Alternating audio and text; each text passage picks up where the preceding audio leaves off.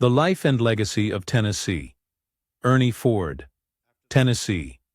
Ernie Ford, born Ernest Jennings Ford on February 13, 1919, in Bristol, Tennessee, grew up in a musical household with his parents, Maud and Clarence Toms Ford, and older brother, Stanley. Fascinated by country and Western music from an early age, Ford spent his youth listening to live performances and radio broadcasts. In 1937, while in high school, he began his radio career at WWII in Bristol, earning just $10 per week. In 1938, he left to study classical music at the Cincinnati Conservatory of Music, but returned to radio the following year. From 1939 to 1941, Ford worked as a radio announcer in cities like Atlanta and Knoxville. During World War II, Ford served as a first lieutenant in the United States Army Air Corps. He worked as a bombardier on B-29 Super Fortress missions over Japan, and as a bombing instructor in California. After the war, he returned to radio, eventually creating his beloved Tennessee Ernie persona, a humorous and exaggerated hillbilly character, while hosting a country music program at KFXM in San Bernardino.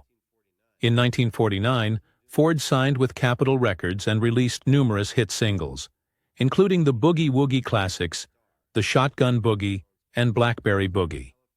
His duets, like I'll Never Be Free with K-Star, showcased his versatility and became crossover successes. He also gained fame as a host on Southern California's live country show, Hometown Jamboree. Ford's big break in television came in 1954, when he appeared as Cousin Ernie on I Love Lucy, which catapulted him into national fame. In 1955, his rendition of 16 Tons, A Coal Miner's Lament, became a massive hit, topping charts and earning him widespread recognition. From 1956 to 1961, Ford hosted his primetime variety program, The Ford Show, notable for ending each episode with a hymn, a tradition that garnered overwhelming viewer support despite initial resistance from network executives. His 1956 album Hymns became a blockbuster, staying on the Billboard charts for 277 weeks.